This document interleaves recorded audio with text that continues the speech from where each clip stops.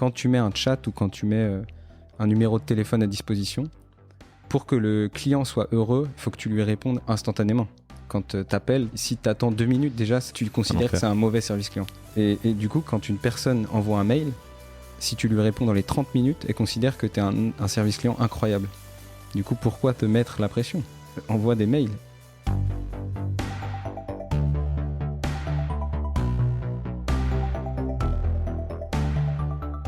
Bonjour, vous êtes sur le point d'écouter un nouvel épisode du Panier, le podcast e-commerce dans lequel on décortique les recettes gagnantes des acteurs du commerce en ligne. Mon objectif est de dénicher avec vous les meilleurs conseils et retours d'expérience pour se lancer et progresser dans la vente en ligne.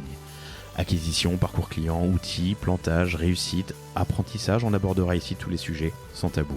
Je suis Laurent Kretz, cofondateur de Cosa Vostra, agence de conseil tech et créative. Avec la meilleure équipe du monde en conception, créa, dev et contenu, j'accompagne des boîtes de toute taille dans leur stratégie digitale. Contactez-moi sur lepanier@cosavostra.com, sur LinkedIn ou sur notre site cosavostra.com. Bonne écoute.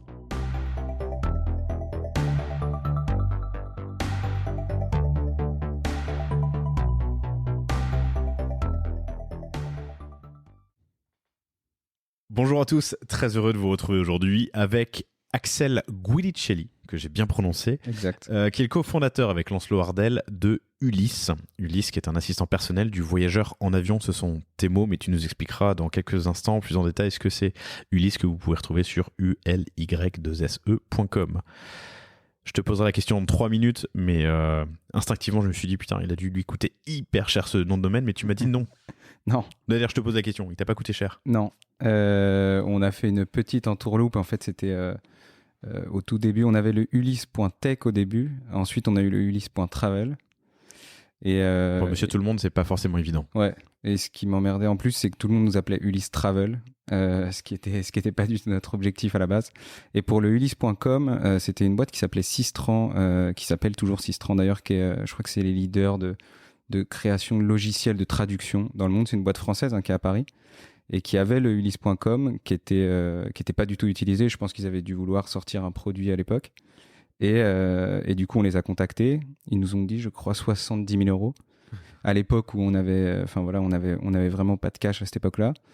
Et du coup, ce qu'on a fait bien après, c'est que la copine de Lancelot de l'époque a créé un faux blog de voyage qui s'appelait Ulysse je sais plus quoi, où on a publié des faux articles. Et en fait, on les a recontactés d'abord en tant qu'Ulysse.travel pour leur redemander. Ils nous ont dit cette fois 50 000 euros, je crois, ils ont baissé un peu. Mais c'était au moment où on venait de faire notre première levée, donc je pense qu'ils avaient vu les articles et tout, donc ils ont tenté le coup. Et du coup, on a demandé à l'ancienne copine de Lancelot de contacter Sistran en disant, bah voilà, je suis un petit blog de voyage, etc. Et ils lui ont proposé 10 000 euros, je crois. Et du coup, elle a négocié un peu, elle l'a eu à 7 000 euros, elle nous l'a revendu. Et voilà, on l'a eu à 10% du prix qu'on t'avait proposé initialement. Exactement. Bon, c'est pas mal. Est-ce que je te choque si je te dis que vous voulez devenir le capitaine train de l'aérien? Tu me mets la pression. Ok. Tu me mets la pression parce que c'est une boîte que j'ai beaucoup admirée, de qui on est très proche. On vient de recruter notre lead customer service qui vient de Trainline. On a le CEO Trainline au board. Enfin voilà, c'est une boîte dont on est très proche. On connaît beaucoup de gens là-bas. Et c'est plus ou moins la boîte qui m'a inspiré pour créer Ulysse. Mais je pense que tu te trompes pas. On a clairement la même vision sur 2 marchés qui sont très différents. Mais je pense qu'on a pas mal de choses en commun. Un marché qui est ultra complexe et je pense qu'on passera un petit peu de temps à évangéliser, en tout cas sur un certain nombre de termes. J'avais reçu Mr. Fly, Frédéric Pilou, qui était un épisode passionnant, mais c'était il y a 1 an et demi. C'était 2 semaines, je crois, avant mars 2020, le Covid. Donc on reviendra sur un certain nombre de notions pour que ce soit aussi clair pour vous que ça l'est pour Axel. On parlera du problème de confiance et du problème qui existe sur ce marché. On parlera des différents intervenants. Tu nous raconteras l'effet qu'a eu le Covid sur Ulysse, puisque c'était un effet finalement plutôt positif. Vous avez même fait de la croissance l'année dernière, ce qui, dans l'aérien et dans le voyage de manière générale, n'est pas une évidence. On parlera de tes différents leviers de croissance pour atteindre aujourd'hui près de 600 000 euros de volume d'affaires mensuel, si je dis pas de bêtises, et vous ne devriez pas tarder à atteindre le million. Vous avez levé plusieurs fois et des belles levées, donc tu nous raconteras comment. Et on atterrira sur la tech, puisque vous n'êtes qu'une vingtaine à date, sur un métier qui est quand même ultra techno, et que tu me disais que vous avez très peu de devs. Donc une belle efficacité. Ouais, c'est un de nos gros sujets, là, le recrutement des devs en ce moment. Mais effectivement, jusqu'à aujourd'hui, on a une petite équipe tech. Cool. Bienvenue, très heureux de t'avoir. J'avais échangé avec Lancelot il y a 2 ans ou 1 an et demi peut-être, je sais plus, en essayant en le motivant pour venir parler d'Ulysse sur le panier, et c'est finalement votre agence RP, Margot Fievé, je veux pas dire de bêtises, qui nous a remis en relation, donc c'est une très bonne chose, chers auditeurs. Sachez que les RP ça marche.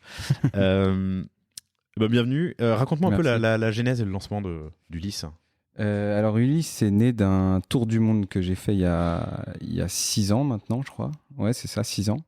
Tu as 28 ans, donc c'était à la sortie d'études ? Ouais, c'était pendant mes études. Pendant tes études. J'avais monté un projet parce qu'on devait faire 6 mois à l'étranger, soit en stage, soit en échange universitaire. Et c'est vrai que j'avais peu travaillé à l'école. Et du coup, j'avais un échange universitaire qui était horrible. Je sais plus où est-ce que c'était. Et du coup, j'avais monté un projet qui était dans le but de mettre en avant le réseau de diplômés de l'école. Et du coup, j'allais rencontrer des entrepreneurs qui étaient diplômés de l'école aux 4 coins du monde. Oh, le projet Lannoy. Et ça a été financé à 50% par l'école en plus de ça. Donc très cool. Finalement, je me suis retrouvé avec le meilleur échange possible. J'ai une immense banane parce qu'on a préparé évidemment cet entretien comme on prépare mes entretiens à chaque fois, mais ça on l'avait pas abordé. Moi, ma dernière année, j'avais un échange à Singapour où j'avais fait sauter quelques cursus. J'avais aussi un stage que je devais faire, mais j'avais prétendu avoir déjà eu j'avais négocié des expériences passées et au final, je me suis fait 8 mois de backpack en Asie du Sud-Est et c'était mortel. C'était un peu la même chose. Surtout que j'ai rencontré finalement, je pense que j'ai presque plus travaillé que des personnes qui étaient en échange universitaire. Et tu t'es fait un réseau ? Et surtout, j'ai rencontré des gens qui étaient incroyables, à qui je parle encore, que je vois encore quand ils viennent en France, etc. Donc non, c'était une expérience folle. Et en fait, pendant évidemment ce tour du monde-là, j'ai réservé beaucoup de billets d'avion. Et à chaque fois, je trouvais que l'expérience était hyper compliquée. Pourtant, on n'est tous pas des neuneux de l'Internet. On sait réserver des billets d'avion, mais pour autant, il y a des pubs, des infos partout, des prix qui changent tout le temps, des options qui apparaissent qu'on n'a pas vraiment besoin. Les services clients sont très peu réactifs et quand on les a, notre problème il est rarement réglé. Et en plus, en parallèle, du coup, il y avait Capitaine Train qui se lançait en France avec cette approche très centrée autour de l'utilisateur et un service client hyper efficace. Et c'est à ce moment-là où j'ai eu un déclic où je me suis dit, mais pourquoi il n'y a pas de Capitaine Train des billets d'avion ? Alors qu'autour de nous, on entend quasi personne nous dire j'ai adoré réserver mes billets d'avion sur ce site-là. Et ce qui est dommage, c'est que réserver un billet d'avion, c'est beau. Voyager, c'est beau. Réserver un billet d'avion, c'est la première porte du voyage. Et finalement, on passe un hyper mauvais moment, alors que ça devrait être justement le début du voyage. Donc quelque chose d'assez agréable. Donc voilà, l'idée, c'est de redonner un peu de plaisir quand on réserve ses billets d'avion et quand on prend l'avion. C'était effectivement une époque, alors c'est encore le cas aujourd'hui, mais c'était un enfer. Alors tu vas nous expliquer, mais tu as des agences de voyage, tu as des comparateurs, tu as les sites des compagnies aériennes. D'une compagnie à l'autre, tu peux avoir des sites qui sont hyper bien faits et très intuitifs.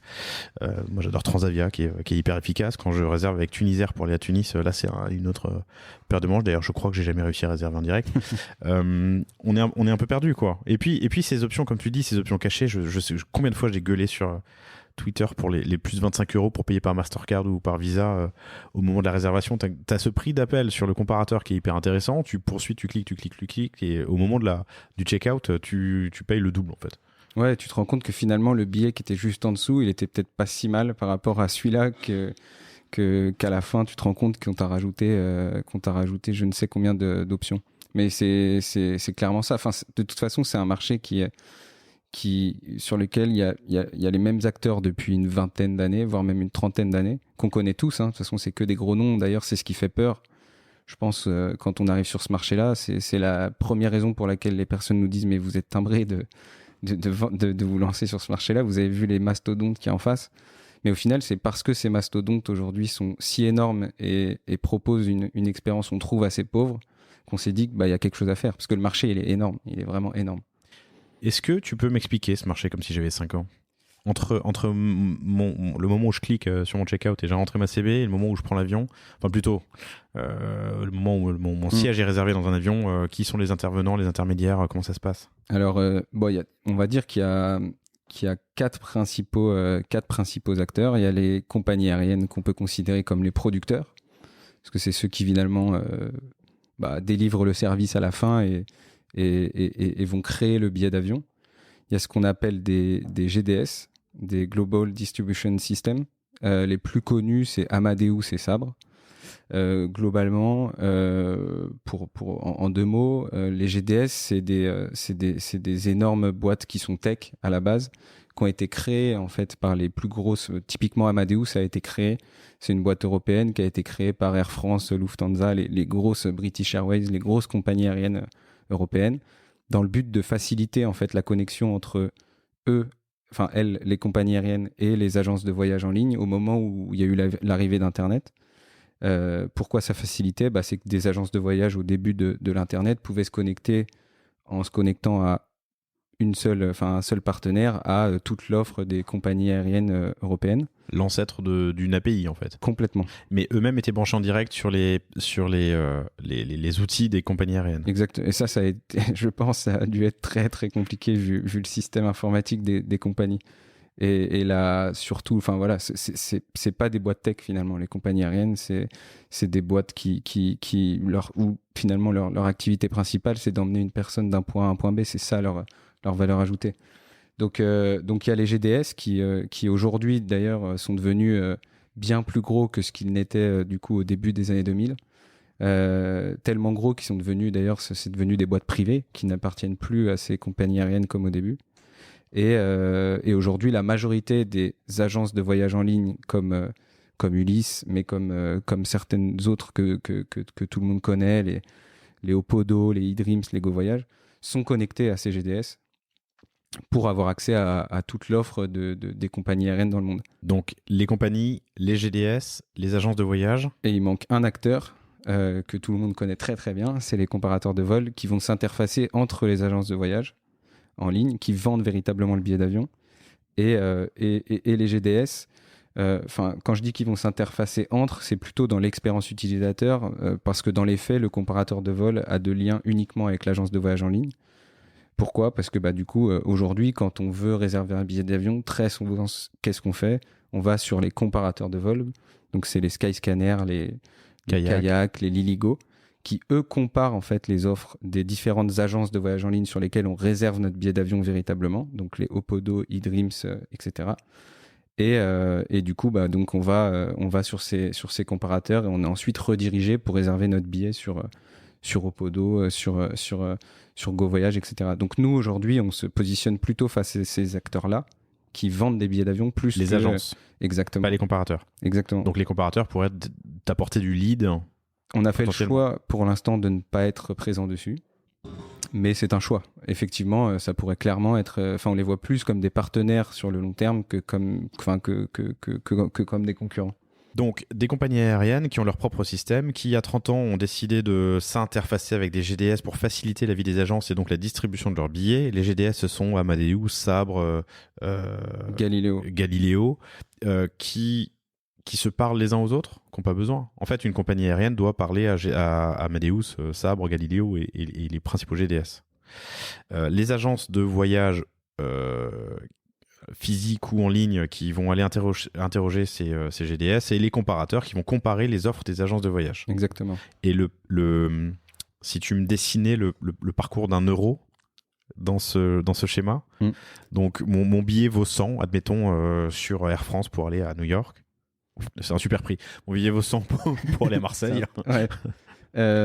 Typiquement, quand vous allez réserver sur une agence de voyage, l'agence de voyage va très souvent prendre une com de l'ordre de 4-5%, donc qui va lui revenir, donc à Opodo, disons. Elle va aussi probablement payer un kickback pour l'affiliation parce que ce deal il lui a été amené par Kayak. Donc elle va donner 1 ou 2 euros à Kayak. Donc l'agence va prendre un markup de quelques pourcents, tu m'as dit 4 à 5, c'est ça ? Ouais. Va donner un kickback, une commission au comparateur ou au lead. Ouais. Exactement. Et du coup, bah, forcément, au moment où la personne a acheté ce billet-là, 100 euros, sur GoVoyage, GoVoyage l'a émis ou l'a acheté via un GDS. Et du coup, elle l'a probablement acheté 94 euros. Et donc, sur ces 94 euros, déjà, il y a une somme en plus que paye GoVoyage à Amadeus pour avoir les services d'Amadeus toute l'année, qui est un fees fixe. Elle paye aussi pour toutes les recherches qui ont été... Enfin, GoVoyage paye pour toutes les requêtes qui sont faites à Amadeus pour les recherches de ces... Tu peux ruiner une agence de voyage si t'envoies, je sais pas, tu prends Amazon Turks et tu fais un million de requêtes. Ouais, bah c'est pour ça que d'ailleurs sur ce marché-là, tout ce qui est flexibilité, donc de pouvoir... Élasticité aussi, du coup. Ouais. Et du coup, ça, c'est un énorme sujet parce que étant donné qu'on paye à la requête... Mais ça coûte une requête? Ça dépend des GDS, ça dépend aussi du pouvoir de négociation de chaque agence de voyage. Quand t'es Ulysse, t'es un peu moins fort que quand t'es eDreams. Exactement. Okay. Bientôt ça changera. Bientôt ça changera. Donc l'agence a pris une petite com, elle a acheté un peu moins cher sur son GDS ou a émis le billet en tout cas un peu moins cher. Elle a reversé un peu d'argent, une commission au comparateur ou à l'apporteur de lead. Du coup, le billet là aujourd'hui, enfin l'argent, on va dire, il est chez le GDS, et du coup le GDS va reverser une partie de l'argent à la compagnie aérienne, qui est le producteur. Le GDS se sert des deux côtés ? Se sert des deux côtés et se sert d'une très belle part du côté des compagnies aériennes, parce qu'aujourd'hui, c'est ça qui est assez incroyable, hein, c'est que le retour sur investissement d'un billet d'avion, il est plus important pour le GDS que pour la compagnie elle-même. Donc, ce qui veut dire que sur un billet d'avion, si on fait le comparatif entre ce que ça coûte à la compagnie aérienne et ce qu'elle gagne, et pareil pour le GDS gagne plus d'argent alors que c'est même pas eux qui finalement produisent le billet d'avion ou même délivrent le service à la fin. Et c'est ce qui a causé tout ce qui est en train de se passer aujourd'hui avec le NDC, dont on parlera très certainement, mais du coup ça change. Enfin voilà, il y a eu pas mal d'évolutions ces derniers temps sur le marché à cause de ça. Les GDS se servent des deux côtés et gagnent souvent plus que les compagnies aériennes. Donc, tu as un ordre de grandeur d'ailleurs ? Non. Si j'ai payé sans...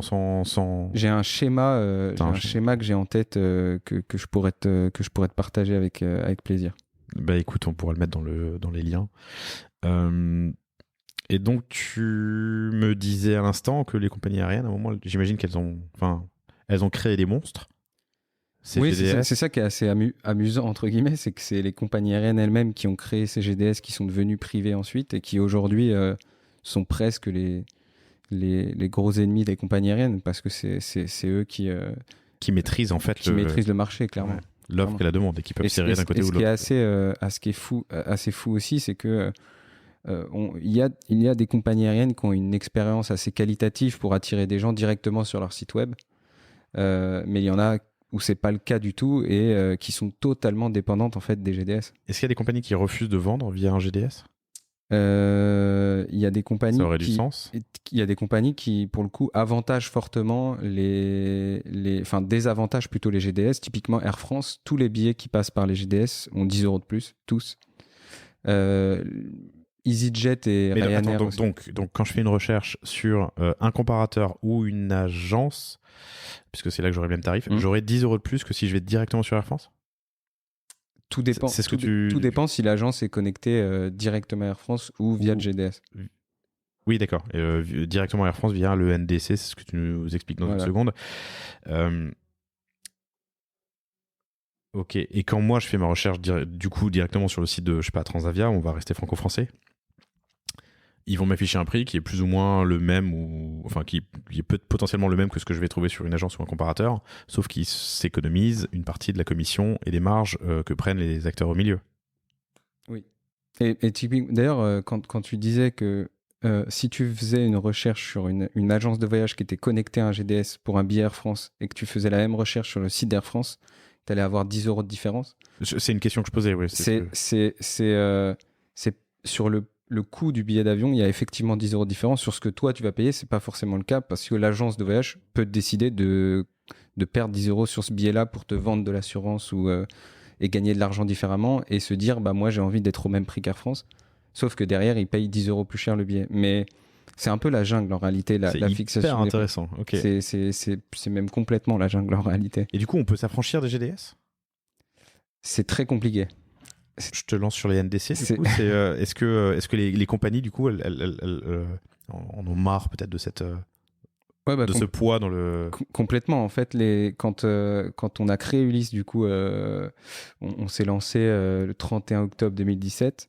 Peu de temps après, on s'est rendu compte du NDC. Qu'est-ce que c'est le NDC? Finalement, c'est que les compagnies aériennes... Ça veut dire quoi d'ailleurs, NDC? C'est New Distribution Capabilities. Ok. Et ce qui est assez...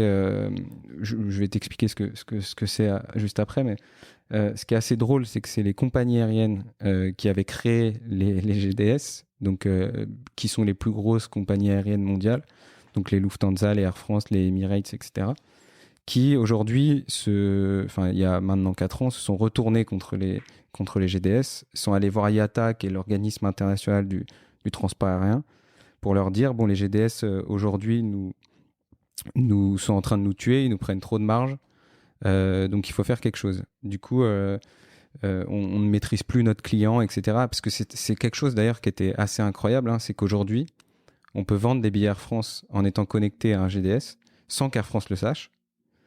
Et avoir une expérience client. Attends, comment ça, sans Air France? En fait, à partir du moment où je paye Amadeus, globalement, je peux vendre du Air France. Je peux vendre. Si c'est pas moi qui ai mes billets, je peux vendre du Air France. Ouais. Ok.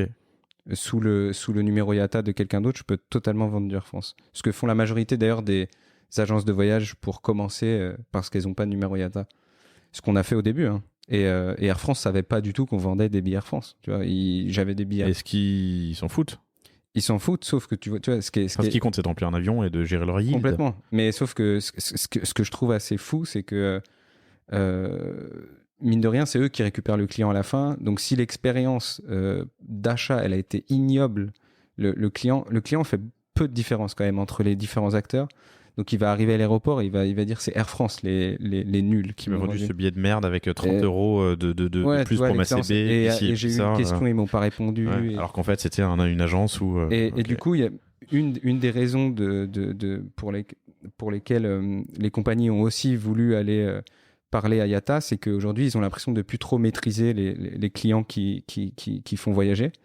Notamment du coup avant le vol, et donc ils sont allés voir IATA pour leur dire que voilà, ça devenait compliqué avec les GDS, et IATA a fait les choses plutôt bien, honnêtement. Ils ont sorti du coup ce qu'on appelle le NDC, qui est un format de données standard qui permet aux compagnies aériennes de développer leur propre API avec ce format de données là, et donc aux agences de voyage comme nous d'aller se connecter directement aux compagnies aériennes, au stock des compagnies aériennes, pour vendre des billets d'avion.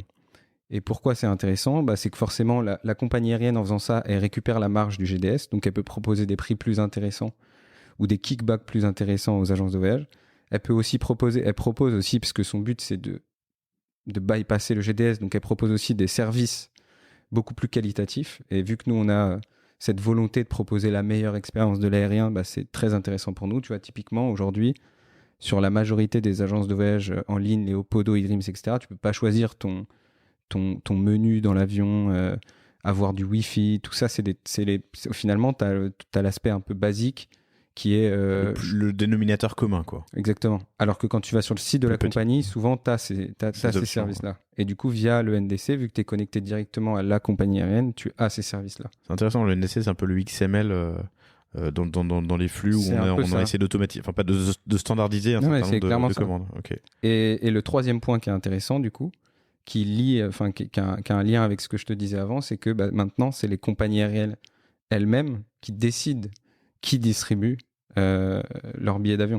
Parce que le contrat, il est entre toi et la compagnie aérienne. Donc, si la condition de passer par le NDC. Exactement. Mais du coup, le NDC, c'est la compagnie aérienne qui dit tiens, je te donne accès à mon API NDC. C'est pas Amadeus qui dit tiens, je te donne accès au billet Air France. Mais du coup, tu veux te lancer demain. Avant, tu parlais à Amadeus ou Sabre et Galileo. Enfin, et où t'envoyais ta requête Paris-New York et t'avais des résultats. Aujourd'hui, tu dois te connecter à 200 compagnies aériennes. Il y a combien de compagnies aériennes dans le monde ? Tu peux faire le choix de rester connecté à Amadeus ou à Sabre. Nous, on fait le choix du NDC parce qu'on est spécialisé sur l'aérien et qu'on veut proposer la meilleure expérience possible de la recherche du billet d'avion jusqu'à ce que la personne mette un pied dans l'avion. Et pour ça, le NDC répond totalement à nos critères. Donc nous, ça a quand même un coût, mine de rien, même si c'est beaucoup plus simple qu'avant d'aller se connecter à chaque compagnie aérienne, il faut quand même le faire. Et aujourd'hui, le fait est que la majorité des gros acteurs, donc les Expedia, etc., qui en réalité ne font pas la majorité de leurs revenus sur l'aérien, mais qui est plutôt un produit d'appel, et derrière, ils vont faire du package ou de la location de voiture ou de l'hôtel qui rémunère bien mieux. Ils sont très contents aujourd'hui d'avoir un seul acteur, tu vois, ou plusieurs agrégateurs ou plusieurs GDS. D'ailleurs, il y a pas mal d'agences de voyage qui ont les 3 GDS pour avoir la majorité de l'offre. Mais du coup, nous, on a fait le choix d'aller vers le NDC. Mais donc, vous avez, comme le NDC, tout le monde a ouvert son NDC? Enfin, utilise non, justement, c'est ça. Et c'est là où ce marché est passionnant, c'est qu'on est en pleine transformation, mais que la transformation, elle est assez lente. Parce que c'est des grosses machines, les compagnies aériennes. C'est pas des boîtes tech qui plus est. Donc, aller développer une API, ça peut paraître très simple pour quelqu'un de lambda dans la tech, mais pour eux, ça ne l'est pas. D'autant plus que c'est hyper complexe. Hein. Il y a des politiques, enfin voilà, il y a différentes classes dans un billet d'avion, différents avions, les aéroports. Enfin, c'est hyper complexe. Et du coup, les compagnies aériennes qui aujourd'hui sont capables véritablement de fournir une API NDC de qualité, ils ont fait ça assez bien. En plus, ils ont fait ça avec différents niveaux. Donc, le premier niveau, c'est la search. Deuxième niveau, c'est search et booking. Troisième niveau, c'est search, booking. Et en plus, on peut automatiser l'annulation, la modification, l'ajout de bagages, etc., etc. IATA a fait ça plutôt bien. Mais aujourd'hui, il y a une trentaine de compagnies aériennes qui sont capables véritablement de faire du NDC. Et au début, nous, on pensait... Combien de compagnies en tout? Une trentaine. Non, en tout. Bon, il y en a plus de 650 dans le monde, des compagnies. Donc, ça fait 5%. Est-ce que ces 5% représentent 90% du marché? Non. Ça, c'est pour nous, en tout cas, les compagnies qui aujourd'hui sont NDC, ça représente une grosse partie de notre volume. Quand je dis une grosse partie, c'est au moins la moitié. Mais c'est au niveau mondial, on n'y est clairement pas. Après, c'est juste que nous, là, en l'occurrence, on est un site qui est disponible historiquement en France, donc depuis peu aussi en Espagne, aux US et au UK, mais historiquement en France, et les compagnies aériennes plus ou moins leaders à destination, enfin au départ de la France, c'est des compagnies qui sont plutôt avancées sur le NDC. Donc c'est pour ça que pour nous ça représente une grosse part, mais au niveau mondial c'est pas encore le cas. On est encore loin enfin voilà du règne du NDC encore. Mais je te souhaite d'y venir. Il y avait alors je parle au passé, mais je me trompe peut-être. Il y avait une super startup que j'aurais bien aimé recevoir d'ailleurs, mais qui s'appelait Bearer.sh, si je dis pas de bêtises, une startup parisienne qui faisait un monoportail API pour aller parler à plein d'acteurs différents. Et en gros, ça codifiait que tu parles à Instagram, Facebook, c'est la même boîte, tu me diras, mais je sais pas, Celsi ou autre, enfin tu vois, tu avais un code pour dire user, enfin, le nom de l'utilisateur, son mot de passe, enfin tous les éléments, disons, c'était un one tool fits all, une API pour plein d'API. C'est exactement ce qui s'est passé avec le NDC, enfin du moins ce qu'ils essaient de faire. Mais du coup, il y a une énorme difficulté qui est de maintenir à jour. Non, tu me diras parce que eux, c'était un cran plus bas. Là, le NDC impose à toutes les compagnies aériennes d'utiliser les mêmes codes. Exactement. Mais ce qui est honnêtement une super chose. Oui, je comprends. Une super chose pour le marché. C'est compliqué. Je suis conscient que c'est compliqué pour les compagnies aériennes, mais pour l'utilisateur, le consommateur final, le voyageur, c'est... Mais toi, tu dois maintenir, on parle un peu tech, hein, mais ça me passionne, tu dois maintenir du coup 600 connexions, admettons, ou 50 ou 100, peu importe. Enfin non, il y en a 30 à date, tu m'as dit, mais oui. 30 connexions NDC, tu as 30 requêtes NDC qui partent, l'une pour Air France, l'autre pour KLM, et ainsi de suite. Dans le cas où tu as toutes les... Qui sont sur NDC. Ouais. Ok. Alors qu'avant, tu parlais juste à Amadeus. On a eu pas mal d'évolutions avant d'arriver à Amadeus. Oh, d'accord, ok. Mais bon, c'est passionnant. Le rôle de IATA dans tout ça? IATA, c'est donc l'organisation internationale du transport aérien qui codifie, qui gère le... Clairement, c'est ceux qui régissent les règles de l'aérien, c'est ceux qui délivrent les immatriculations pour les agences de voyage comme nous, pour pouvoir émettre des billets d'avion au nom de la compagnie aérienne. Nous, on l'a obtenu fin d'année 2020. Et c'est ce qui nous permet d'ailleurs pour accéder, c'est vrai que j'aurais pu le préciser, mais pour accéder à ces API NDC et donc être connecté directement aux compagnies aériennes. Il faut montrer patte blanche. Et on est obligé d'être IATA. Donc on pouvait tout simplement pas avoir accès à ces API-là avant qu'on soit IATA. C'est facile d'être IATA ? C'est l'enfer. Vas-y, raconte. C'est l'enfer. En fait, déjà le pourquoi, c'est que, pourquoi les compagnies aériennes globalement ne veulent pas tellement te parler quand t'es pas IATA, c'est que de la même manière que pour vendre des billets d'avion, ou pour toutes sortes d'ailleurs d'activités touristiques en France, il faut être considéré comme une agence de voyage par Atout France. Et quand on du coup on a cet agrément en tant qu'agence de voyage, on a une garantie financière à déposer qui est assez importante, qui est relatif au volume qu'on réalise. Et à quoi sert cette garantie financière ? C'est dans le cas, par exemple, on en a beaucoup parlé quand il y a eu la faillite de Thomas Cook. Dans le cas où, par exemple, on a payé la moitié, parce que c'est souvent ce qui se passe, la moitié d'un circuit qu'on veut réaliser aux Philippines au mois de mars, et que l'autre moitié, on doit la payer une semaine avant le voyage, et que l'agence de voyage fait faillite entre les deux, on a payé quand même 50% du voyage, alors que le voyage ne va pas se passer. Et c'est cette garantie financière qu'on paye du coup tous les mois, enfin tous les ans en l'occurrence, qui rembourse du coup les personnes. Et l'immatriculation IATA, il y a aussi une garantie financière assez solide. Et en fait, dans le cas de la faillite de l'agence de voyage, c'est ce qui permet de rembourser la compagnie aérienne. Okay. Et du coup, c'est pour ça que la compagnie aérienne, si tu n'as pas cette immatriculation IATA, tu n'as pas cette garantie financière. Et du coup, elles ont peur tout simplement de travailler avec toi, donc elles ne te parlent pas. Voilà. Je découvre, j'ai jamais cherché, mais il y a un portail développeur d'Air France. Je trouve ça cool, comme il y a souvent pour les startups où il y a le développeur.facebook.com. Ouais. Là, il y a le portail développeur d'Air France. J'imagine qu'il y a la même chose pour la plupart des compagnies aériennes, des grandes compagnies. Passionnant. Alors, avant de revenir à votre histoire en propre, quel est le... Non, mais d'ailleurs, on y vient. Quel est votre business model ? Alors, on se rémunère de deux façons. D'une part, comme la majorité des agences de voyage où on prend une commission sur chaque billet qu'on vend, ce qui est assez classique. Et depuis qu'on est du coup immatriculé IATA et qu'on est connecté directement à certaines compagnies aériennes, on a aussi une rétro-commission de la part des compagnies aériennes. Et donc, petit à petit, notre business model va avoir tendance à s'équilibrer entre une partie qui nous vient des compagnies aériennes, sous forme de rétrocommission, et une partie qui nous vient de nos clients. Et l'avantage, c'est que petit à petit, on va pouvoir baisser les prix de nos billets, vu qu'on est rémunéré par les compagnies. Par la compagnie ensuite, quoi. Qui a tout intérêt à distribuer avec vous, sauf à l'heure du e-com, depuis quelques années, où j'imagine que tu le disais tout à l'heure, les comportements font que tu vas directement sur le... Non, tu recherches dans un comparateur et ensuite tu achètes ton billet sur... Sur la effectivement, on a fait pas mal de recherches utilisateurs sur ce truc-là. C'était déjà moi ce que je faisais d'ailleurs avant Ulysse. C'est que le comportement classique, c'est les personnes qui vont sur les comparateurs, on a parlé kayak, etc., et qui repèrent le billet qui est le plus intéressant pour eux et qui vont ensuite lâcher sur le site de la compagnie aérienne. Entendu.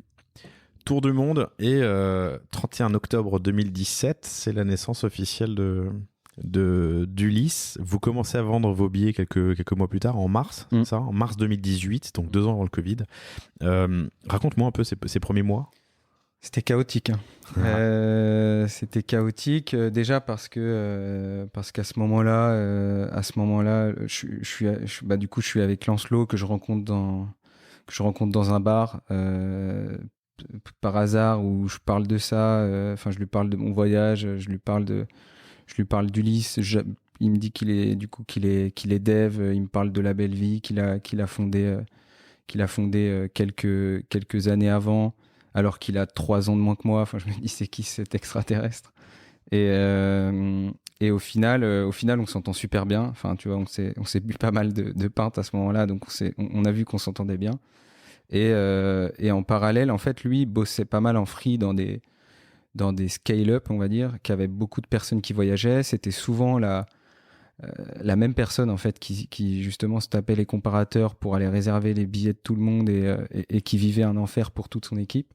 Et du coup, lui, il avait commencé à travailler sur le fait de simplifier la réservation et la gestion de billets d'avion, mais pour les boîtes.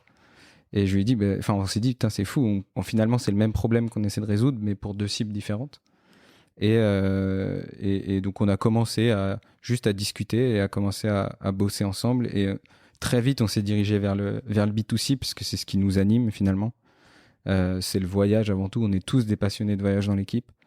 Et ça nous fait beaucoup plus vibrer d'aller emmener quelqu'un pour le voyage de sa vie, parce que ça va la changer même humainement pour tout le reste de sa vie, plutôt que d'aller, avec tout le respect que j'ai pour les personnes qui font des voyages business, hein, mais d'aller emmener telle personne à son rendez-vous à New York, quoi. Donc voilà, on a commencé par faire honnêtement, ça s'apparentait ni plus ni moins qu'un comparateur de vol, hein, parce qu'à cette époque-là, on redirigeait nous aussi vers tous ces sites, parce qu'on s'est attaqué à la recherche pour commencer.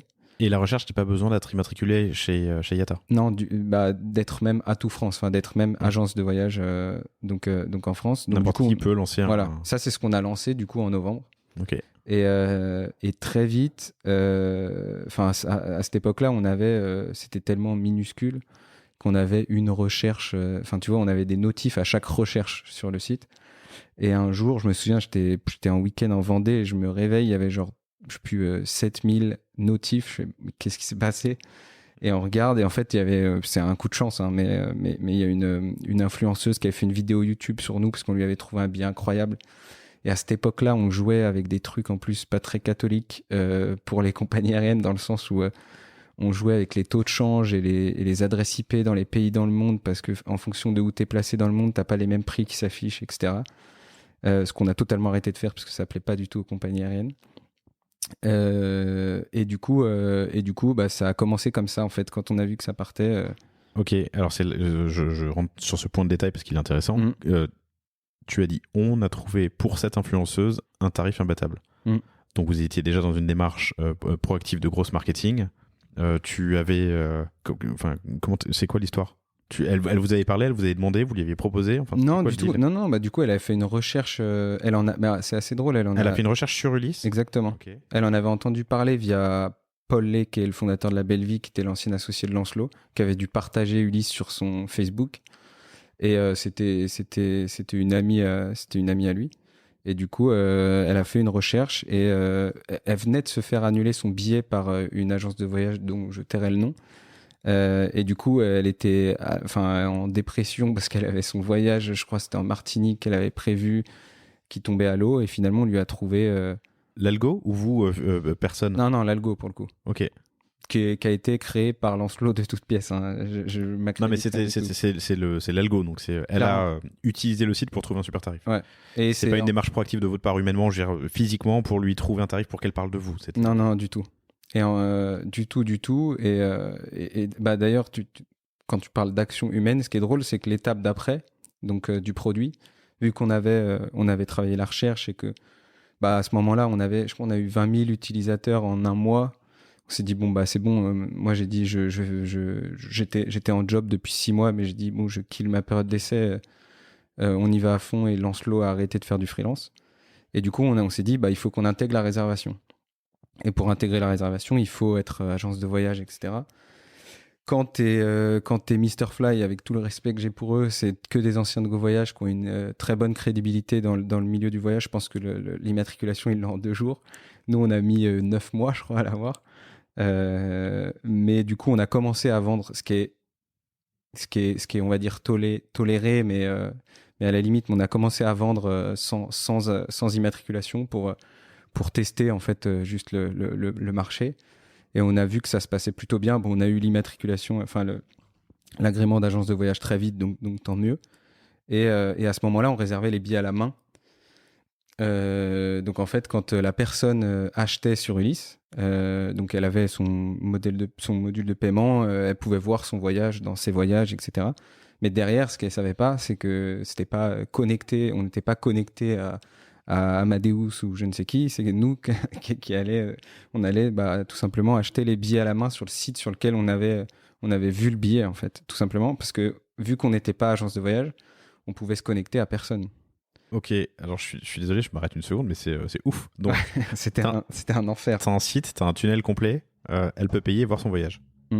T'as pas réservé à ce moment-là. Toi, humainement, physiquement... En fait, au moment où la personne paye sur Ulysse, Ouais. Nous, on allait l'acheter. À cette époque-là, j'avais même des... Mais même si c'est une seconde ou une minute, Ah oui, on avait un risque. C'est un risque Oui, sur oui, le... on avait un risque de ouf même. Parce que on l'a pas abordé, on va pas rentrer dans le détail, mais il y a du yield management qui fait qu'en fonction des requêtes, du taux de remplissage, de plein de choses, enfin il y a 50 critères, je pense que c'est aussi complexe que le Google Juice, que l'algo Google, les prix changent. Ah, mais complètement. Ah non, mais évidemment qu'il y avait un risque. Et puis t'as des personnes, à cette époque-là, justement, pour limiter les risques, on avait même on avait Lancelot, il avait fait un truc pour que ça nous appelle sur notre tel la nuit, quand il y avait un booking la nuit. À l'époque, ma copine a pété les plombs parce que je me réveillais la nuit pour aller booker des billets dans mon salon. Enfin, c'était l'enfer. C'était l'enfer. Mais on voulait tester, quoi. On voulait juste tester, et on a vu que quand on a vu qu'en fait on n'en pouvait plus, on faisait que de réserver des billets, on s'est dit bon bah là en fait faut qu'on fasse, enfin c'est que ça marche, et du coup faut qu'on trouve un moyen d'automatiser le truc à tout prix. Et vu qu'on n'était toujours pas encore agence de voyage, ce qu'on a fait, tu pouvais pas utiliser un tiers de confiance, enfin tu vas t'adosser sur une agence existante qui avait déjà son IMAT. C'était avec IATA, c'est simple. Quand t'es pas à Tout France, c'est pas possible. Enfin normalement ça fonctionne pas, quoi. Ok. Parce que c'est pas enfin ouais, non, c'était pas possible. Donc du coup ce qu'on avait fait, c'est qu'on scrapait le flow de booking des différents sites ou compagnies aériennes sur lesquelles on réservait. Mais du coup, à maintenir, c'était un enfer. Enfin, Lancelot, c'est un robot qui répliquait une action humaine, où il remplissait automatiquement les infos que que le client nous avait données. Okay. Et une partie, quand ça marchait pas, parce que le site avait changé ou quoi, donc le script avait sauté, bah, on réservait à la main. Mais on l'a fait pendant pas mal de temps, de réserver à la main. Et après, bon, une fois qu'on a eu l'immatriculation d'agence de voyage, on a pu se connecter à des agrégateurs, des outils pro, etc., où ça a été 100 fois plus simple. 2 questions à ce point. En tout cas, une. Il y avait une intersection à ce moment-là. Tu aurais pu devenir un comparateur et amener du lead à des agences, ou devenir toi-même agence, en gros. Oui. Est-ce que je dis une bêtise ? Non, Et pourquoi ce choix ? Enfin, tu aurais pu te concentrer sur l'interface machine, l'interface utilisateur, et puis aller chercher des millions de visites et potentiellement des millions de leads. Parce que finalement, c'est assez. Ce qui nous plaît, c'est de rendre véritablement l'expérience du voyageur la plus belle et la plus simple possible. Et aujourd'hui, l'expérience, elle n'est pas seulement mauvaise sur la recherche. Et je dirais même d'ailleurs que sur la recherche, elle n'est pas tellement mauvaise. Aujourd'hui, les comparateurs de vol font pas mal leur travail. Les sites de Skyscanner, de Kayak, sont pas si mauvais. C'est les sites sur lesquels les sites sur lesquels on a le plus de doutes, c'est les sites sur lesquels aujourd'hui on achète nos billets d'avion. Et du coup, c'est les sites, et je dirais même les services, parce que derrière le service qu'on a une fois qu'on a acheté notre billet d'avion, il est peut-être même pire que le site en lui-même. Et du coup, c'est pour ça qu'on a décidé de pas s'arrêter à la recherche ou même la réservation, et d'aller jusqu'au décollage, comme je le dis souvent, parce que on pense qu'il y a beaucoup de sérénité à donner aux voyageurs sur toute cette partie de la customer journey. Super, hyper intéressant. Donc un lancement un peu fake it until you make it. Beaucoup c'est la règle numéro 14, je crois, je sais plus, mais Y Combinator, c'est do things that don't scale. Mais au moins pour prouver que donc faire des choses qu'on ne peut pas scaler. Je rajoute un anglicisme dans ma phrase que je voulais traduire, mais en vrai, faire des choses qu'on ne peut pas répéter de manière à l'échelle. Juste pour prouver, au moins pour prouver que tu as marché et puis lancer la machine. Ensuite, vous avez commencé à développer toutes ces interactions, à être enregistré auprès de Tout France, puis d'IATA, et d'émettre les billets. Cool. Quelle est la proposition de valeur aujourd'hui d'Ulysse ? Alors, aujourd'hui, on se présente comme l'assistant personnel du voyageur en avion. Pourquoi ? De la même manière, j'aime bien prendre cet exemple, même si je ne suis pas un immense fan d'Uber. Finalement, il y a quelques années, il fallait être quelqu'un d'assez aisé pour avoir un chauffeur privé qui nous emmène d'un point A à un point B en permanence avec sa petite bouteille d'eau, et qu'on puisse mettre sa musique dans sa voiture. Aujourd'hui, grâce à de la tech et du design, Uber a pu réussir à démocratiser ça au plus grand nombre, comme des personnes comme moi finalement qui qui peuvent avoir son chauffeur privé, enfin leur chauffeur privé pour aller du bureau jusqu'à la gare Montparnasse, d'avoir ma petite bouteille d'eau, une expérience très qualitative. Et finalement, c'est aujourd'hui quelqu'un qui n'a pas de problème en réservant ses billets d'avion et en voyageant en avion, c'est quelqu'un qui a une personne qui le fait pour elle. Et du coup, c'est totalement ce qu'on veut démocratiser. L'idée, c'est de proposer une expérience de très haute qualité, de la recherche du billet d'avion, encore une fois, jusqu'à ce que la personne mette un pied dans l'avion, et vraiment d'accompagner le voyageur sur toute cette partie-là, et de l'aider à voyager mieux et surtout plus sereinement. Donc concrètement, on a une interface sur laquelle on peut rechercher, réserver et gérer tous ces billets d'avion et profiter d'un des, voire même du meilleur service client du secteur, du moins à l'heure actuelle. Je m'appuie juste sur les chiffres, hein, les notes en tout cas. C'est bold, c'est comme annonce. Du coup, de la même manière où toi, d'un point de vue tech, tu t'es interfacé avec les sociétés, enfin les systèmes de réservation, ton service client doit aussi s'interfacer avec la compagnie? Bah, en un sens, oui. En fait, c'est là où il y a toute la valeur d'Ulysse, qui n'est pas véritablement visible par le consommateur final. Mais aujourd'hui, et c'est ce qu'on a découvert un peu d'ailleurs, vu qu'on venait pas du tout du monde du voyage ou de l'aérien. Aujourd'hui, la majorité des actions post-achat pour les agences de voyage ou les compagnies aériennes sont faites à la main. Et d'ailleurs, on le voit, hein, quand tu réserves un billet d'avion sur à peu près même les compagnies aériennes d'ailleurs, ou à peu près toutes les agences de voyage en ligne, tu arrives sur un plateau de personnes au téléphone, t'entends tout le monde d'ailleurs, tout le monde au téléphone derrière, qui est probablement à Madagascar ou en Europe de l'Est, comme la majorité des agences de voyage aujourd'hui. Pourquoi ? Parce que en fait, rien n'est automatisé. Amadeus, typiquement, a automatisé tout ce qui est possible en termes de search et de booking, pour tout ce qui est post-booking, donc pour ajouter un bagage spécial, modifier le nom d'un passager, annuler un billet d'avion, tout ça, aujourd'hui, à part sur les sites des compagnies où quelques-unes te proposent le fait de pouvoir modifier ton billet ou annuler directement sur le site sans appeler quelqu'un. Sinon, tu es toujours obligé d'appeler quelqu'un qui va le faire pour toi. Et en fait, ce qu'il fait, c'est qu'il appelle lui-même la compagnie aérienne ou il va sur le GDS et il le fait à la main, en fait. Et c'est là où, d'un point de vue techno, il y a un truc énorme à faire. C'est qu'aujourd'hui, si on a pu d'ailleurs tenir aussi bien le Covid avec le peu de personnes qu'on a au service client. Vous êtes une vingtaine aujourd'hui, hein, c'est ouais. ça ? Et la moitié sur le service client ? Non, on a 5 personnes sur le service client. Ok. Et du coup, honnêtement, si on a pu tenir aussi bien cette période du Covid, c'est parce que je pense qu'on a les meilleurs outils tech derrière, adaptés à l'aérien, qu'utilise notre service client. Et c'est comme ça qu'on a pu tenir, tout simplement. Et c'est comme ça que, sur le long terme, on pourra garder cette qualité de service, tout en scalant, en fait, tout en vendant beaucoup plus. Alors, restons dans la tech. 5 personnes pour gérer... Pardon. Tu m'as dit 600 000 euros de volume d'affaires actuellement, bientôt le million, c'est ça ? Oui. 5 personnes pour 600 000 euros. Tu utilises des outils sur étagère ? Vous avez développé vos propres outils ? On a tout développé nous-mêmes. Le seul outil qu'on n'a pas développé, c'est l'outil qu'on utilise, qui est un outil de ticketing, donc sur lequel, qui est l'outil sur lequel on reçoit les messages des clients.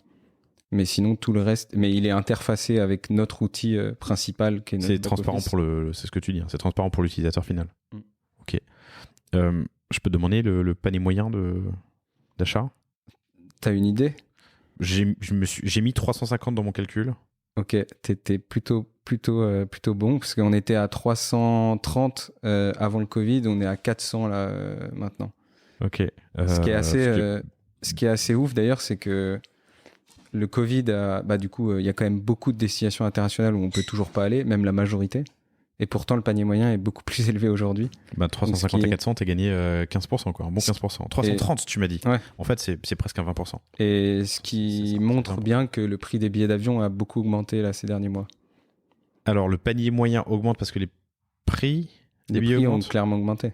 Ok. Parce que les destinations, c'est plus ou moins la loi de l'offre et de la demande, c'est que les destinations ont largement diminué. Il y a plein de destinations dans lesquelles on peut pas aller. Donc, les destinations dans lesquelles on peut voyager, il n'y en a pas beaucoup. Quelle arnaque cette histoire. Donc, finalement, les prix augmentent et les gens payent plus. Les compagnies peuvent augmenter. Bah, je pense de toute façon, que les gens veulent partir. Je pense que si tu fais un petit sondage autour de toi, tu vas entendre plein de gens qui vont te dire j'ai jamais payé tant pour aller à tel endroit. Et c'est vrai. Moi, je vais en Corse très souvent, vu que je viens de là-bas et j'ai jamais payé aussi cher pour aller en Corse, quoi.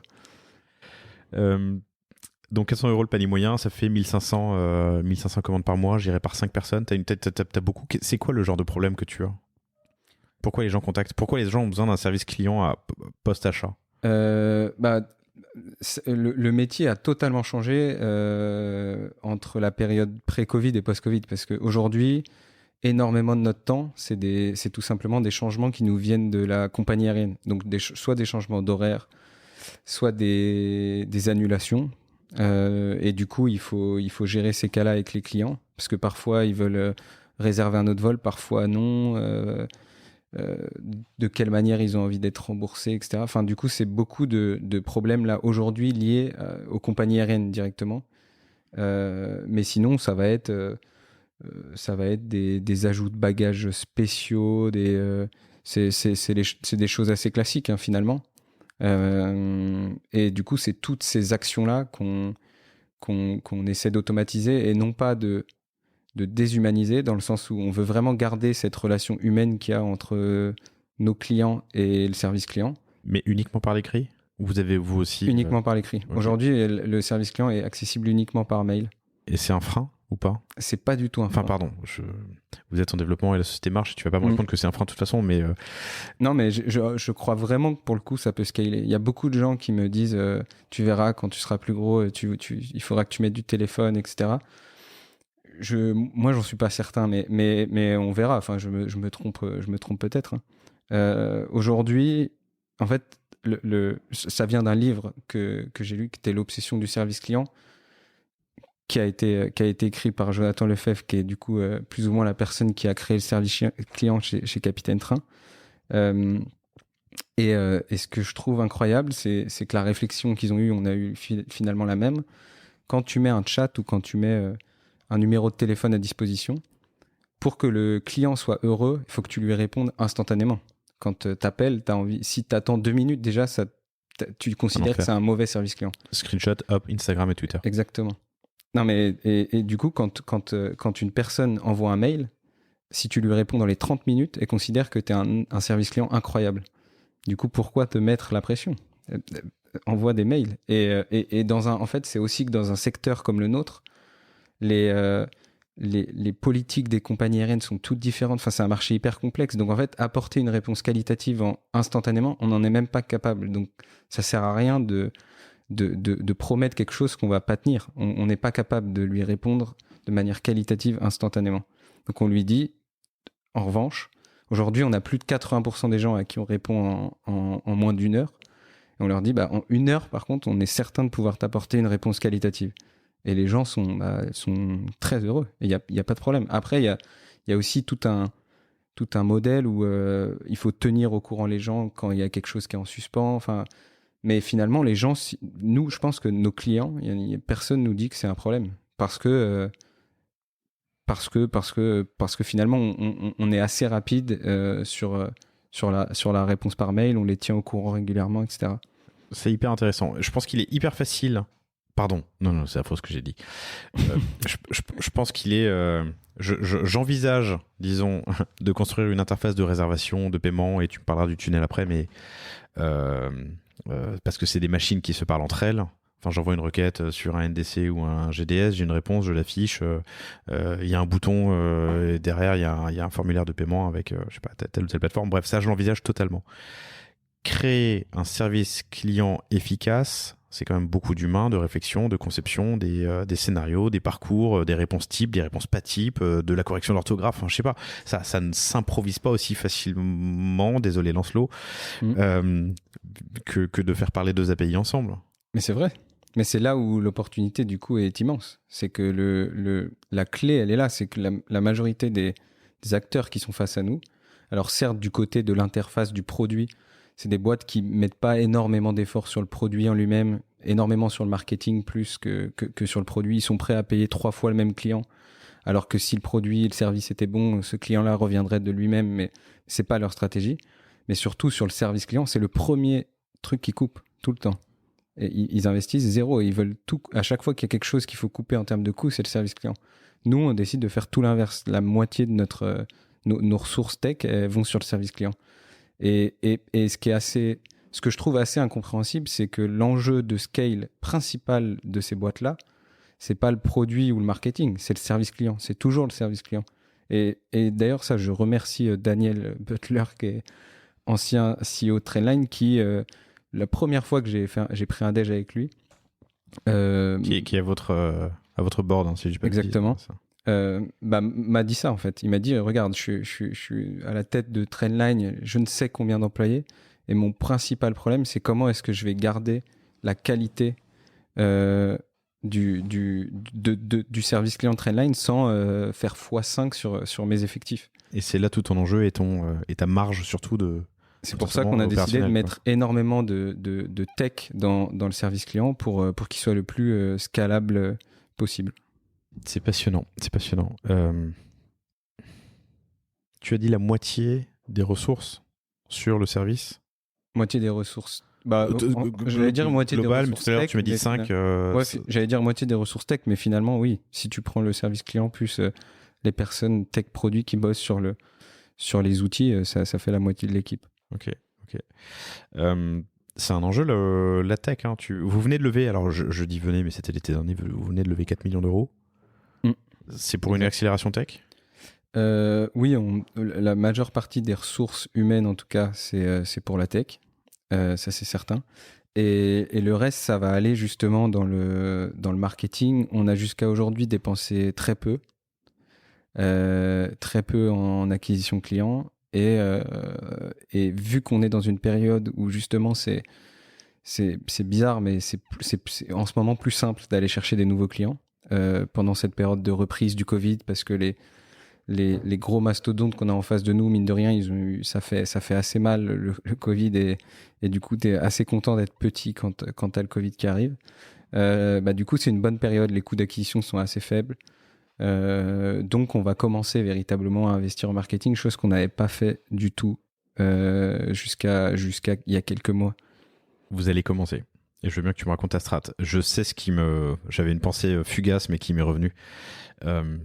Chers auditeurs, vous le savez, parce que je pense que je le raconte suffisamment souvent et que je radote comme un petit vieux, mais on a une équipe en Tunisie, Cosa Vostra Tunisie, qui est géniale, qui est brillante, et nous, on va du coup assez souvent en Tunisie, et je pense que j'y vais tous les 2 mois, et je pense que je prends 9 fois sur 10 Transavia. Je réalise, il y a 5 minutes, quand tu parlais d'efforts et d'efficacité marketing, que les compagnies aériennes préfèrent payer 3 fois pour le même client, je réalise que je suis pas dans les bases.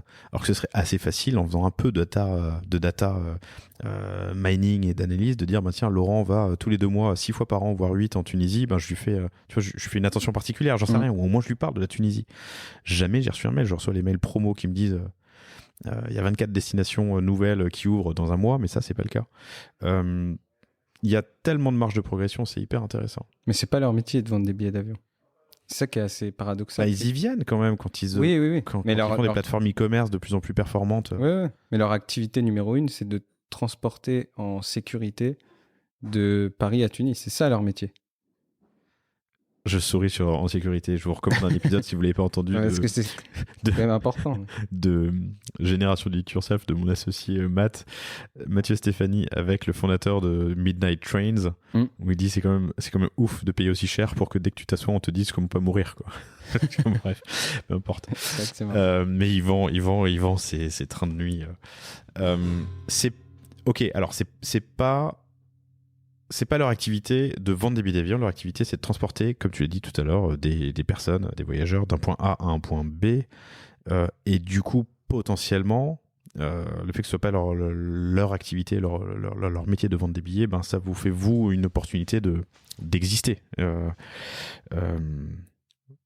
Voilà, je sais pas où m'emmener ma pensée, mais non, mais c'est ça, c'est que tu vois, de la même manière qu'un cinéma aujourd'hui, ils vendent des tickets à l'entrée du cinéma, comme tu peux l'acheter sur Allociné par exemple, qui est, tu vois, pour qui pour qui c'est le métier de vendre des tickets de cinéma. Ça veut pas dire que le cinéma en lui-même le fait mal, parce que, ou très mal, mais c'est pas leur métier. Leur métier, c'est de faire visionner le film de la meilleure des manières. Et du coup, pour les compagnies aériennes, c'est pareil. Il y a des compagnies qui les vendent très bien, qui ont des sites qui sont assez bien faits, mais c'est clairement pas la majorité des compagnies. Et pourquoi ? Parce que les compagnies qui n'ont pas des ressources aussi grosses que peuvent avoir Emirates ou Air France, les efforts, elles le mettent sur le fait de t'emmener de la meilleure des manières du point A au point B, quoi. Ce pourquoi tu as payé finalement le service. Où sont les leviers d'innovation dans ton industrie ? Typiquement sur le paiement, par exemple, vous avez quelle plateforme de paiement ? On a une plateforme qui s'appelle Checkout. Ok. Aujourd'hui, on a plusieurs moyens de paiement parce qu'on a le paiement en CB assez classique. On a le paiement partagé. On passe par Daisy, qui est un outil qui a été développé par Le Pot Commun, qui est plutôt connu pour ses cagnottes, mais qui est très cool parce que finalement, ça permet. On a souvent ce problème quand on part avec des amis.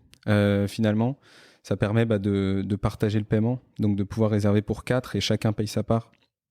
Et donc comme ça permet d'être à côté dans l'avion, d'être sûr de payer le même prix chacun, etc. On a le paiement plusieurs fois. Alors cette Daisy, vous le retrouvez sur Share with Daisy, mais j'ai trouvé simplement en disant Daisy, pot commun. Ouais. Ok. On a le paiement partagé, en plusieurs fois. Avec qui ? Avec Alma. Ok. Qui commence à être quand même pas mal connu dans le milieu. Ça se passe très bien. Et la dernière petite nouveauté, c'est le paiement Bitcoin. Bitcoin d'ailleurs en crypto. Qu'on a. Là, vous le faites avec qui ? On le fait avec Coinbase. En fait, ça s'appelle Coinbase Commerce, qui est une API de Coinbase. Ce qui veut pas forcément dire que la personne doit avoir un compte Coinbase d'ailleurs. Donc on peut payer par CB sur Coinbase ? Pas par CB, mais... Alors tu dis qu'on n'est pas obligé d'avoir un compte. En gros, ce que je veux dire, c'est que on n'est pas obligé d'avoir un wallet Coinbase. On peut directement connecter un autre wallet ailleurs, sur Binance ou autre. Exactement. Par exemple. Ok, mais ça passe par Coinbase Wallet, Coinbase Commerce. Exactement. Commerce.coinbase.com pour. Ça représente 1% de nos ventes aujourd'hui, les ventes en. Donc tu as quand même crypto. 6K par mois de paiement en crypto. Ouais. Pour tout te dire, là, on est en train de. Vu que c'est quelque chose vraiment, on a communiqué un peu dessus avec un très bon travail de Margot DRP. On a communiqué un peu dessus. Si tu tapes billet d'avion crypto, on est là. On est là. On est là. Et finalement, on n'a pas fait grand chose pour le mettre en avant. On fait pas d'ads. Et vu qu'il y a l'air d'avoir une certaine réponse, on s'est dit on va essayer de le mettre un peu plus en avant. Donc là, on est en train de travailler la chose, notamment aux US, parce qu'on a la majorité des gens qui réservent en crypto. Pour l'instant, là, c'est des personnes qui sont aux US. Donc voilà, on va voir ce que ça donne. Alors je te lancerai sur l'international un peu plus tard. L'intégration de Coinbase Commerce, c'est faite simplement ? Hyper simple. Ok. Ouais. Hyper simple. Enfin, très rapide en tout cas. Coinbase, si tu m'écoutes, que tu as une représentation en France, je serais heureux de faire. J'ai fait une série spéciale sur le paiement récemment, et c'est vrai que je n'ai pas eu Coinbase. Je serais heureux de le rajouter dans cette série spéciale. Tu m'avais parlé de Cryptio aussi. Effectivement, comme tout ce qu'on fait, on le lance assez vite et après on voit. Comme on a lancé d'ailleurs les billets d'avion. Du coup, quand on a lancé le paiement en crypto, tu vois, on n'avait pas réfléchi à la compta, etc. Chose qui est très très compliquée, qui est déjà très compliquée sans les cryptos, mais alors en crypto c'est encore plus compliqué. Et du coup, effectivement, j'ai rencontré une boîte qui s'appelle Cryptio. Je sais pas comment on peut le prononcer, mais c'est CRYPTIO, qui est une boîte basée à Londres, mais qui est une boîte, en tout cas, un des fondateurs est français que j'avais rencontré. Et effectivement, ça permet grandement de faciliter l'échange entre Coinbase et notre comptable, qui est très heureuse d'avoir cet outil-là. Donc le flux, j'arrive au niveau du checkout. Je choisis par exemple Coinbase pour payer avec mon wallet. C'est Cryptio qui va faire la réconciliation ou la transformation, disons, dans un flux standard ou plus standard pour la compta. En fait, Cryptio, il est connecté à notre wallet Coinbase et il transforme les différents flux en écriture comptable, quoi, pour notre comptable. Alors, je fais une petite parenthèse, mais par curiosité, l'un des avantages d'être, ou plutôt l'une des obligations ou des contraintes d'être IATA, c'est d'avoir cette sorte d'assurance et que tu puisses rembourser. Tu as quand même vachement de fluctuations sur les marchés de crypto. Oui. Ça t'es quand même couvert. Ouais. Après, tu peux faire le choix de les transformer directement en dollars ou en euros. En fiat, ouais. Ou de les garder. C'est à ta propre appréciation. Nous, on a, pour l'instant, en fait, vu qu'on a des volumes assez faibles, on a décidé de les garder. Ok. Hyper intéressant. Donc, Cryptio, Coinbase, Daisy pour le paiement à plusieurs, et évidemment Checkout qui est votre plateforme principale. Tu as parlé un peu d'international et j'aimerais creuser. Alors déjà sur le nom, parce que je cherchais tout à l'heure quand on commençait l'entretien, mais je voulais pas me déconcentrer. Ulysse, ça n'existe pas en anglais? Non. Ok. Non, mais du coup, je le découvre, chers auditeurs. Tu dis quoi, pardon? On nous en a parlé maintes et maintes fois. Alors moi, j'en parle pas, je pose la question parce que je me la posais. En même temps, Ulysse, LS, ça passe. C'est souvent Ulysses. Ouais. Quand on parle avec des Américains, c'est souvent Ulysses. On s'est posé la question plusieurs fois de changer, mais c'est un nom c'est un nom auquel on est attaché. Faut dépassionner cette question. Hein. et c'est aussi un nom que les gens retiennent très bien et finalement même les étrangers. Donc on n'a pas véritablement eu de raison de se dire est-ce qu'il faut changer absolument, parce que quand on discute avec encore une fois des anglo-saxons, il n'y a pas de problème qui se pose. Pas de friction. Ok. Ça représente combien sur le CA actuellement, international? C'est très faible, hein, c'est moins de 5%. Et c'est un objectif à court terme d'accélérer ou pas encore? Sur l'année 2022, ouais. 2022 qui l'année commence. Prochaine. Donc d'ailleurs, on est mi-janvier quand vous écoutez cet épisode, donc 2022, on y est. Oui. C'est un objectif de l'année. Exactement. D'accord. Alors pour terminer, parce que ça fait déjà longtemps qu'on se parle, mais c'est passionnant. Tu m'as dit que vous avez fait assez peu d'acquisitions payantes jusqu'à présent. Pas mal de RP, objectivement. Bonjour Margot. Quelle piste allez-vous explorer?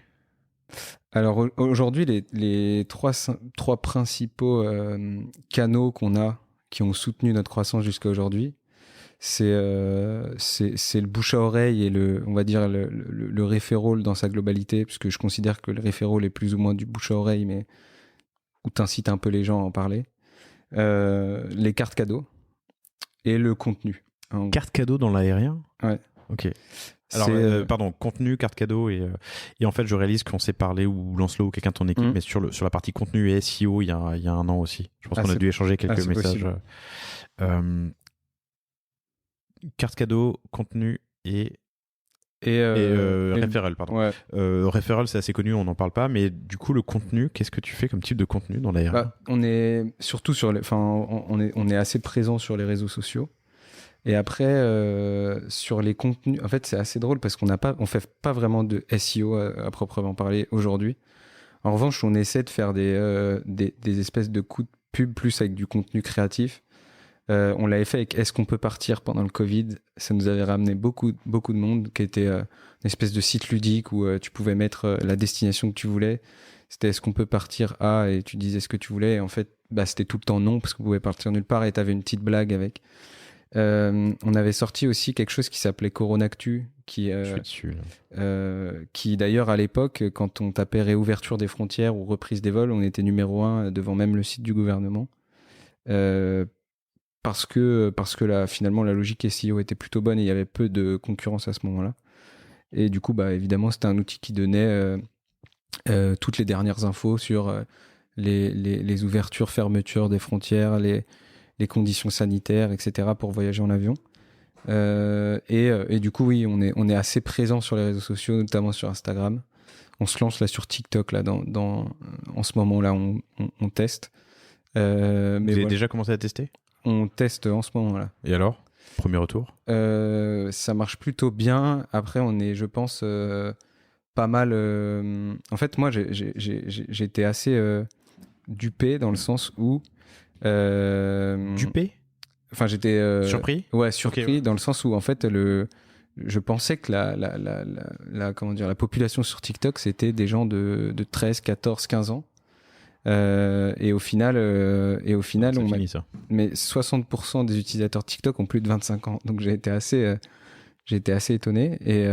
Et du coup, on a lancé avec des créateurs. Je sais pas si tu cherches Ulysse, mais je pense que tu trouveras pas. Parce Je cherche, on verra. on est passé par des créateurs principalement qui font du coup des vidéos pour Ulysse. Ouais, non, on a été plutôt agréablement surpris, mais en fait, on a parlé de la carte cadeau principalement. Et la carte cadeau à 2 semaines de Noël, ça marche très bien. Donc c'est pour ça que les résultats sont plutôt bons. J'attends de voir quand on parlera véritablement d'Ulysse, du site, de l'app, etc. Comment t'as fait pour adresser des créateurs? Alors, En direct? non, enfin, ouais, j'ai envoyé des messages en direct sur TikTok et je suis allé, on m'a parlé d'une agence qui s'appelle Sleek, Sleeq, que j'ai contacté. Après, tu vois, je suis allé aussi sur LinkedIn où j'ai tapé, je sais plus, TikTok, et je suis tombé sur un gars qui s'appelle Rudy, avec qui on a fait nos premières vidéos. Donc voilà, j'y suis allé un peu à la découverte, mais Alors, t'as dit un truc tout à l'heure qui m'a bien plu, hein, mais tu m'as dit, comme tout ce qu'on fait, d'abord on le fait, puis ensuite on voit, et puis après on voit. J'aime bien cette approche très pragmatique, quoi. Pragmatique, c'est ce qu'on fait sur TikTok, là. C'est ce qu'on fait sur TikTok. Passionnant. J'ai fait le tour, je crois, de toutes mes questions. Est-ce qu'il y a des choses qu'on n'aurait pas vues? Je pense pas, hein, on a vu pas mal de choses. Vu pas mal de choses, hein. Non, on n'en a pas parlé, mais allez, je fais le résumé rapide. Mais Ouais. vous lancez en mars 2018. En 2018, vous faites 300 000 euros de CA sur l'année. En 2019, x4, puisque vous êtes à 1,3 million. 2020, c'est l'année du Covid. Et malgré ça, vous faites de la croissance. C'est ce que tu m'as dit un peu en fil rouge le long de l'entretien. Mais vous faites 1,4 million. Donc, allez, un peu moins de 10% de plus qu'en 2019. Et en 2021, presque un fois 4, vous devriez atteindre les presque frôler les 4 millions de CA versus 1,4 million l'année passée, pardon, ça fait plutôt 1 fois 3. Comment s'est faite cette accélération?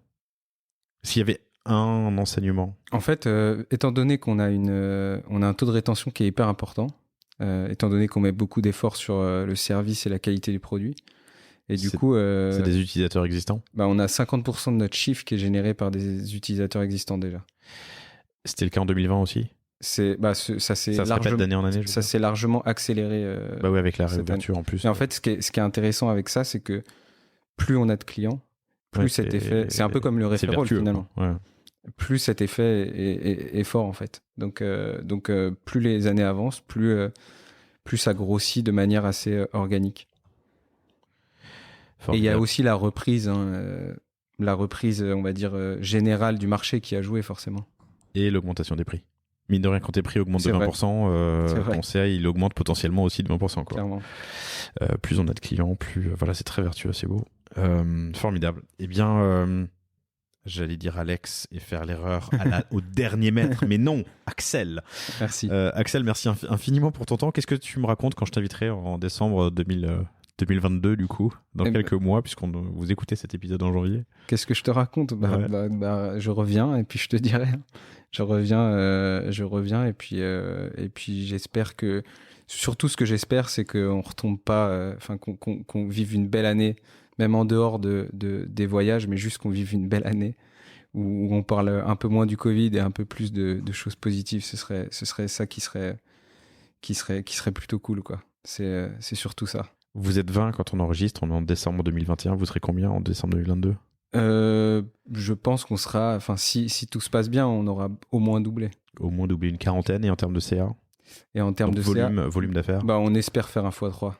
1 x 3, donc le 3,8, on aura dépassé les 10 dans l'année si possible. Donc vous aurez atteint le 1 million d'euros en tout cas, si, de volume d'affaires mensuel. Exactement. Si on atteint ça, je serais content. On l'a pas dit, mais vous faites combien de chiffre d'affaires ? Du coup, on prend à peu près 5%. Là, sur l'année 2021, on n'est pas loin des 200 000 euros de chiffre d'affaires. Formidable. Axel, merci infiniment, c'était passionnant. Ça fait 1h15 qu'on se parle. Je voulais faire un épisode rapide, mais j'y arriverai jamais, chers auditeurs. Désolé. C'est l'un des premiers épisodes que vous écoutez cette année, alors je vous la souhaite bien bonne. Une excellente année 2022. Axel, merci pour ta transparence. C'était passionnant. C'est un monde qui est complexe, qui est fait de codes et de règles qui, pour nous, simples novices, est parfois dur à digérer. Mais pour moi, c'était très très clair. Donc merci infiniment. Merci Laurent. Et bonne chance à toi et à Lancelot pour ce développement. À bientôt. Salut chers auditeurs. À bientôt. Merci d'avoir écouté cet épisode du panier. J'espère qu'il vous a plu. Si c'est le cas, et même si ce n'est pas le cas, abonnez-vous pour ne rater aucun épisode. Parlez-en autour de vous et laissez-moi un commentaire sympathique sur Apple Podcast. C'est ce qui m'aide le plus à remonter dans les classements. N'hésitez pas non plus à le partager à chacun de vos contacts dans le business. Chaque nouvel auditeur intéressé est une victoire. Si vous avez besoin d'un accompagnement tech et créatif, que ce soit pour votre site internet, votre stratégie de contenu ou d'inbound marketing, n'hésitez pas à me contacter à l'adresse lepanier@causavostra.com. À bientôt.